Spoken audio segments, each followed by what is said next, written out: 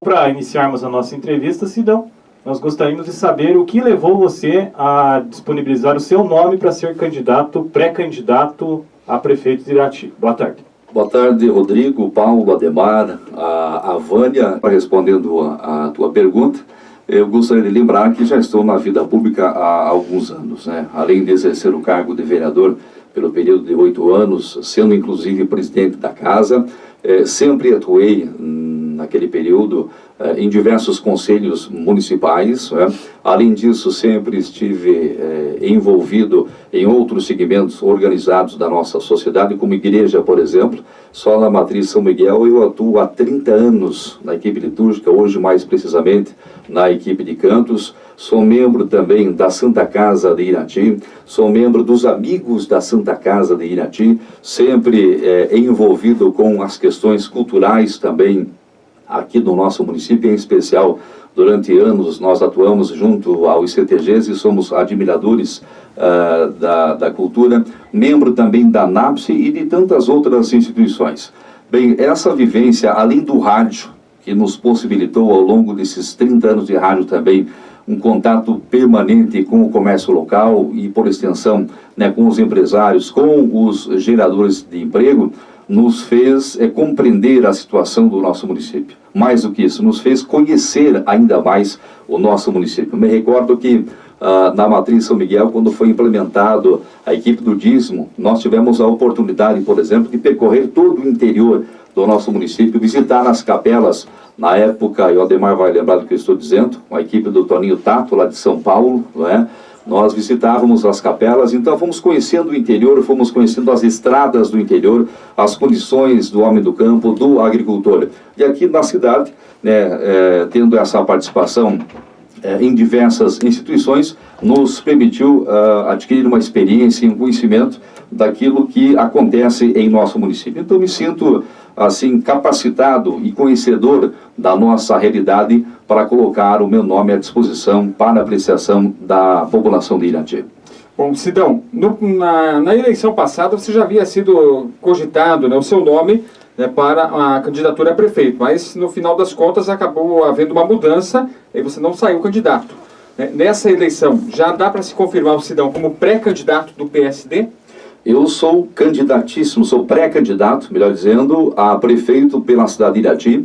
Isso foi definido na presença recentemente de vários representantes do PSD a nível regional. Nós tivemos um encontro em um hotel local próximo aqui à nossa emissora, onde todos os municípios que compõem a nossa região e onde esses municípios está representado pelo partido PSD, foi definido que todos deveriam participar, né? Se não de candidato a prefeito, pelo menos a vice-prefeito. E foi então homologada naquela reunião o meu nome como pré-candidato a prefeito por Irati pelo PSD. Está confirmadíssima a minha pré-candidatura.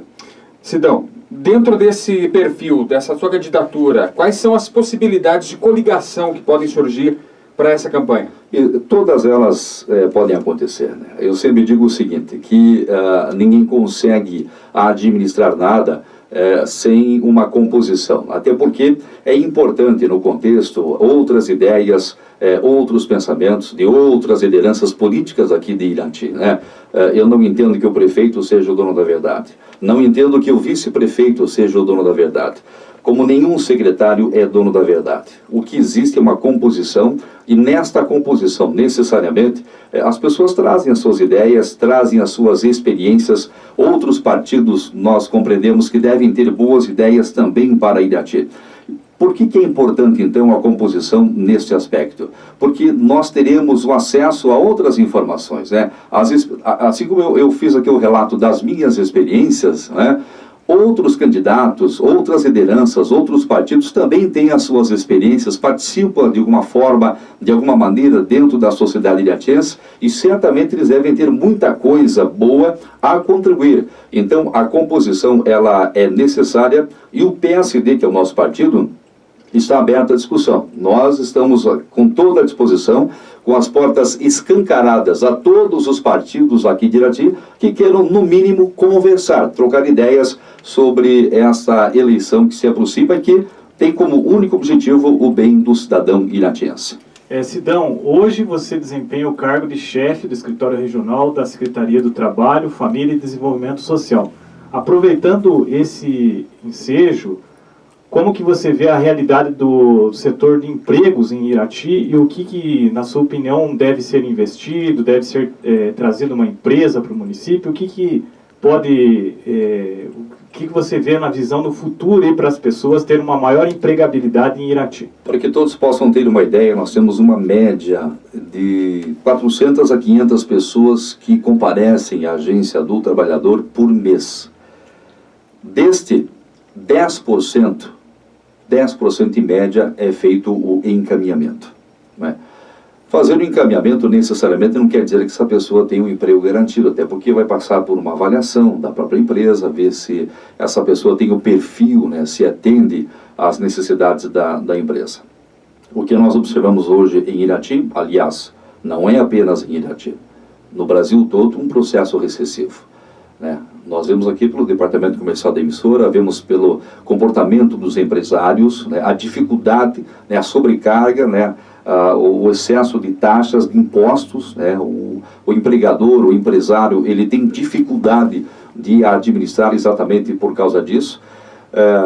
Então, assim, a gente vê essa dificuldade que o país passa nesse momento. Irati não é diferente.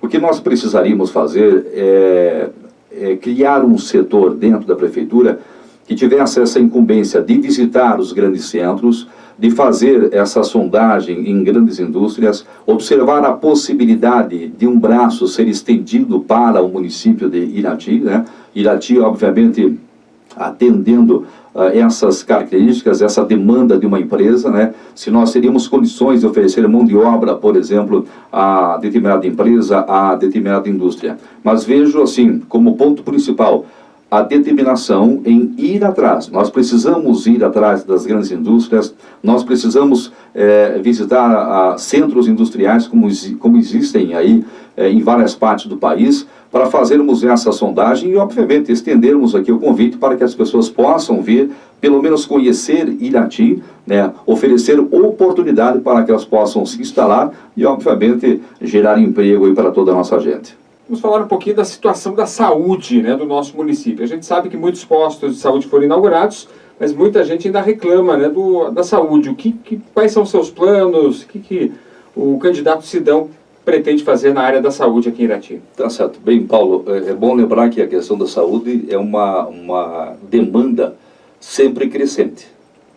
À medida em que a população ela vai avançando, né, um tempo atrás nós tínhamos 30 mil habitantes, daqui a pouco 40 mil, 50 mil, estamos aí na faixa de 60 mil habitantes. À medida em que a população vai aumentando, ela tem essa necessidade de atendimento, né? Especialmente no campo preventivo. Crianças que vão nascendo, são exames obrigatórios que têm que ser feitos, né? São os preventivos que precisam ser trabalhados, o que evidentemente poderia contribuir e muito no futuro em se tratando de uma população mais saudável. A cidade cresce em termos demográficos, né? Nós temos vários bairros em Irati. Esses bairros eles precisam necessariamente serem supridos com instituições que possam atender a população na área de saúde. Obviamente que isso demanda também a contratação de médicos, de profissionais, né? Nós vemos aqui hoje em Irati, infelizmente, vários profissionais que saíram da nossa cidade, né, que galgaram o campo da medicina, hoje estão atuando aqui em nossa cidade. Vemos vários filhos de Irati se formando técnico em enfermagem e atuando aqui em Irati. Pessoal da área social, da assistência social, que tem um trabalho magnífico aqui em Irati, através dos CRAs, CREAs, né? Então, esses equipamentos, eles precisam estar estabelecidos nos bairros, até porque somente a nossa secretaria já não dá mais conta de atender tanta gente, tanta demanda. Então, nós precisamos fazer com que a saúde chegue até a população, né? A questão também do móvel, de fazer com que o ônibus, com que veículos que estejam devidamente equipados possam também estar presentes nos bairros, no interior do nosso município, que esse povo também precisa, até pela dificuldade de deslocamento, né? É um povo que trabalha, que batalha, que que merece e que precisa. Nós temos hoje alguns equipamentos vazios, falta de profissionais, né? Falta de médicos, né? Precisam ser contratados. Se não se consegue manter algo estável, né? No campo ou aqui na cidade, pelo menos que o móvel, seja um ônibus, seja um micro-ônibus, seja uma van, possa estar frequentemente visitando as comunidades. Sidão, como que você avalia hoje a infraestrutura urbana do município de Irati? Nós vemos hoje, principalmente no meio de notícias, muitas reclamações dos bairros, pedidos de melhorias. O que poderia ser feito para solucionar esses problemas? Eu vejo como falta de planejamento, meu caro Rodrigo e amigos da Anajuá. Por exemplo, eu escuto muito aqui ao meio-dia e vejo alguém ligar lá do Rio Bonito, por exemplo, alguém lá da Vila São João. Uma questão pontual, um bueiro, um buraco enorme. Não adianta a prefeitura determinar apenas que se vá até aquela rua e faça aquele conserto, né, que resolva aquele problema. Eu penso que é preciso planejar. Por exemplo, vamos planejar uma ação, um mutirão no bairro Rio Bonito. Fazer um levantamento com a associação de bairros, com as entidades, com os moradores, porque são eles que conhecem essa realidade. Fazer um levantamento, ver todas as demandas e estabelecer um cronograma de atividades naquele bairro. Por exemplo, fica uma semana naquele bairro. Para otimizar tempo, se mandar uma equipe lá para fazer um serviço e voltar, nós estamos perdendo tempo e dinheiro. Nós vamos saber, o Rio Bonito, a Vila Nova, o interior do nosso município também. Não adianta você fazer um remendo de estrada.